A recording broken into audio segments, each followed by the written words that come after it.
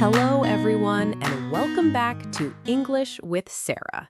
I am Sarah, and today we have a very special episode for you. We are not just practicing random sentences today.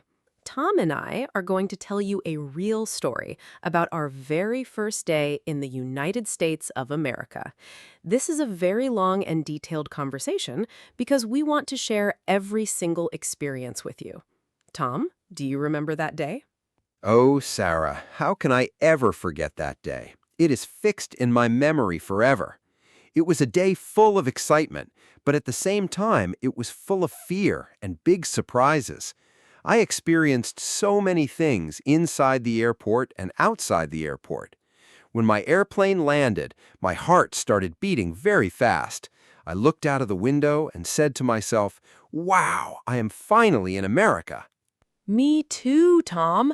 Let us start the story from the very beginning, from the exact moment the airplane landed. I landed at JFK Airport in New York City. When I walked off the plane, my first feeling was complete shock. The airport was incredibly huge, and people from every country in the world were running everywhere. It was very confusing for a beginner like me at that time. I did not know which way to walk. I just followed the big crowd of people. Exactly.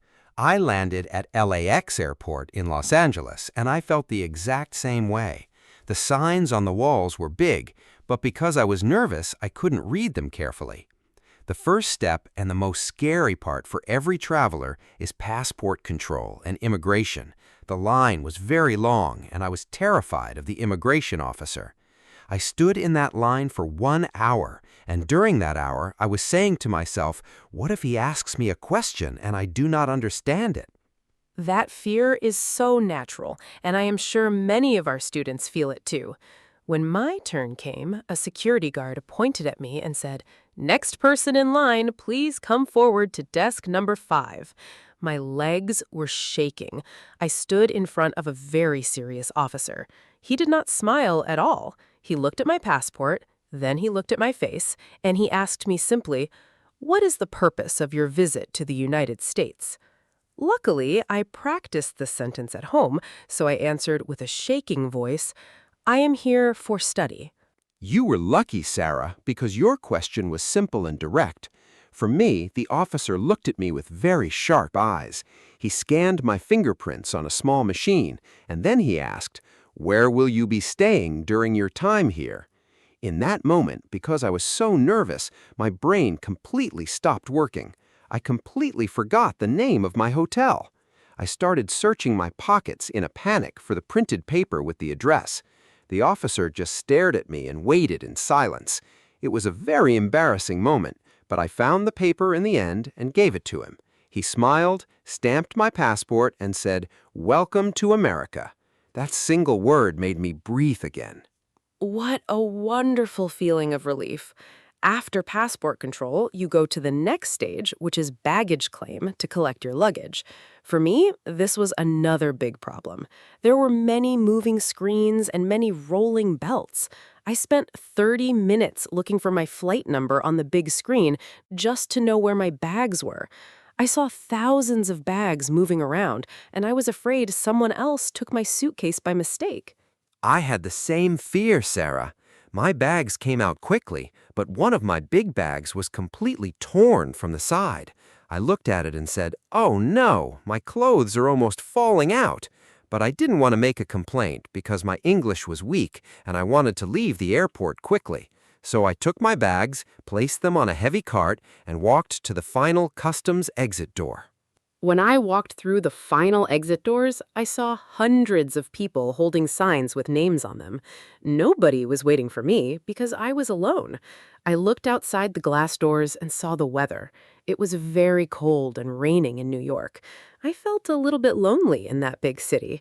I needed to find a way to get to my apartment, so I started looking for transportation signs. For me, in Los Angeles, the weather was so sunny and beautiful, but the chaos outside the airport doors was crazy. There were hundreds of yellow taxis, huge buses, and people shouting. Everything looked exactly like a Hollywood movie. The buildings were massive, and the road had 6 lanes for cars. I stood on the sidewalk for 10 minutes just watching the cars and listening to the noise. Yes, Tom, the scale of everything in America is different. The cars are huge, the streets are wide, and even the police sirens sound loud and different from our home countries. I walked to the yellow taxi line.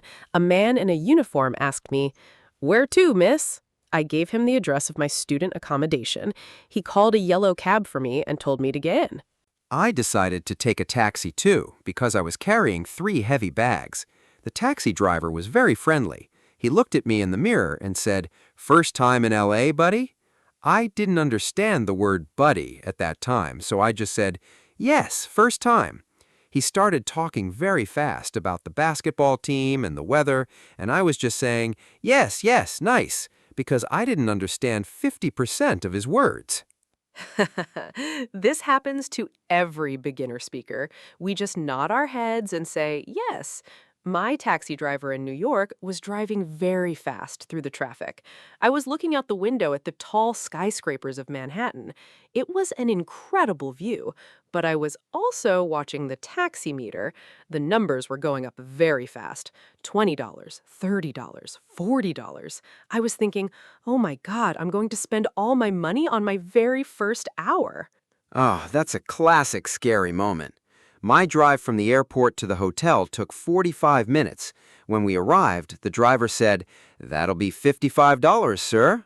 I gave him a $60 bill. I was waiting for my $5 change, but the driver just sat there and looked at me.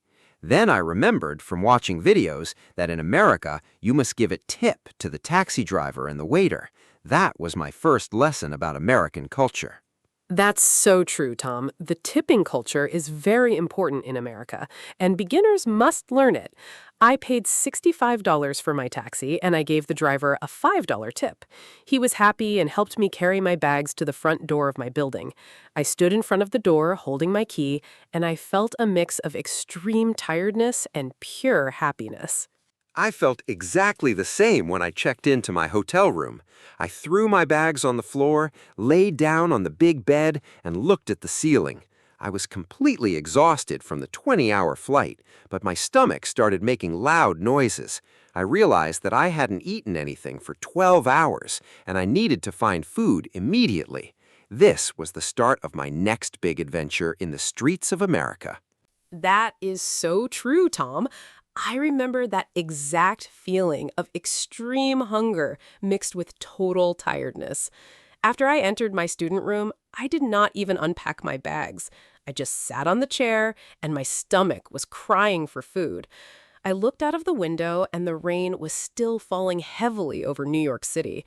I said to myself, Sarah, you cannot sleep hungry. You must go outside and find a restaurant right now. But to be honest with you, I was absolutely terrified of speaking to people in the street. I know exactly what you mean, Sarah. Going out into a strange, massive city for the first time alone is very scary. For me, in Los Angeles, I walked out of my hotel room and stepped onto the sunny sidewalk. Everything felt so open and loud. I started walking down the street, looking left and right for a familiar fast food sign like McDonald's or Burger King because I knew how to order from them in my home country. Suddenly, I saw a local American diner with a big neon sign that said, "Best burgers in town." I hesitated for a minute, but my hunger was stronger than my fear, so I decided to open the glass door and walk in. Wow, you were braver than me, Tom. I did not want to enter a proper sit-down restaurant because I was afraid of the waiter and the menu. I thought the menu would have complicated words that I couldn't understand. So I walked down my street in Manhattan until I saw a small corner grocery store, which Americans call a deli or a bodega store. I walked inside, and the smell of fresh coffee and cold meat was wonderful. I saw a man standing behind a glass counter making sandwiches. I walked closer to him very slowly, trying to prepare my English sentence in my head before opening my mouth. Preparing the sentence in the head is the official beginner strategy. What did you say to him, Sarah? When I walked into my burger diner, a young waitress with a very bright smile came to me immediately and said, "Hi there, welcome. Just one person today?" She spoke incredibly fast, and her accent was very sharp. My brain froze for 2 seconds. Then I smiled nervously and held up one finger, and I said, "Yes, just one." She took a plastic menu, pointed at a small table near the window, and said, "Follow me, please." Walking to that table felt like a long journey because I felt everyone was looking at my foreign clothes. Oh, I can feel that stress, Tom. For me, the man behind the sandwich counter in New York looked at me and said, "Next, what can I get for you, love?" He had a very strong New York accent. I stood there, pointed at a large loaf of white bread, and said in a very soft voice, "I want a chicken sandwich, please." He smiled and asked me 3 questions very quickly. What kind of cheese? Mayo or mustard? Toasted or cold? Oh my God, Tom, I did not understand what mayo meant at that time, and I didn't know what toasted meant. I just stood there looking completely confused. That is a classic food situation. The vocabulary of American food is a completely different language for beginners. In my diner, the waitress came to my table with a small notebook and said, "Are you ready to order, or do you need a few more minutes?" I knew what I wanted, so I pointed at the menu picture and said, "I want this cheeseburger, please." Then she asked me a question that completely shocked me. "How do you want your fries?" I thought to myself, what do you mean, how do I want them? I just want them fried. I didn't know that Americans have different types of fries, like curly fries, waffle fries, or regular fries. So I just said, "Normal, please." She laughed gently and wrote it down. At least your waitress was gentle, Tom. The sandwich man in New York was in a huge hurry because there was a long line of hungry people behind me. He looked at me and said, "Come on, sweetie, cheese or no cheese?" I panicked and shouted, "Yes, American cheese and hot bread." He understood that I meant toasted, so he put the sandwich in a hot oven. When he finished, he wrapped it in silver paper, put it in a brown paper bag, and said, "That'll be $7.50. I gave him a $10 bill, he gave me my change, and I ran out of the shop like a thief. I was breathing so fast, but I was holding my first American breakfast. You got your food, Sarah, and that is a victory. For me, when the waitress brought my big cheeseburger and fries, the plate was absolutely massive. The portion size in America is double the size in our countries. The burger was as big as my face, and the plate was full of fries. But the funny part happened when I finished eating. I wanted to pay, so I looked at the waitress, raised my hand, and said, "Can I have the bill, please?" She looked a bit confused. Then she smiled and brought a small piece of paper and said, "Here is your check, sir." That was the moment I learned that Americans say check instead of bill in restaurants. Exactly. Check is the American word, and bill is more British. These small differences can make a beginner feel very lost. After I got my paper bag, I did not want to eat in the street under the rain, so I walked back to my small apartment as fast as possible. I sat on my bed, opened the brown bag, and took a big bite of that warm chicken sandwich. Tom, I promise you, it was the most delicious thing I have ever tasted in my entire life. I was so happy that I successfully bought food using my own English words without anyone helping me. That is a wonderful feeling of independence, Sarah. When we successfully complete a simple, real-world task in English for the first time, our confidence goes to the sky. After I paid my restaurant check and added a good tip, I walked out of the diner feeling like a king. The sun was setting over the hills of Los Angeles, and the palm trees looked beautiful. I decided to walk around the neighborhood to explore more. I saw a huge supermarket with glass doors, and I thought, let's go inside and see how Americans buy their daily items. Ah, entering an American supermarket is a whole story by itself. The supermarkets there are like small cities. They have 50 different types of milk, 100 types of cereal, and the aisles go on forever. I did that on the evening of my first day, too, because I needed to buy water and some fruit. When I walked in, the automatic doors opened with a loud sound, and the cold, air-conditioned air hit my face. I grabbed a metal shopping cart and started rolling it down the bright aisles, looking at the colorful products with wide eyes. Yes, the size of the supermarket packages is shocking. They sell milk in giant plastic jugs, and they sell chips in bags as big as pillows. I was walking slowly, looking at everything, when suddenly an old lady walking next to me dropped her shopping list on the floor. I quickly bent down, picked up the paper, and gave it to her. She looked at me with very warm eyes, smiled beautifully, and said, "Oh, thank you so much, sweetheart. Have a wonderful day." That simple, friendly interaction made all my fears disappear. I realized that American people are generally very open, polite, and love to chat with strangers in public places. That is a very beautiful lesson, Tom.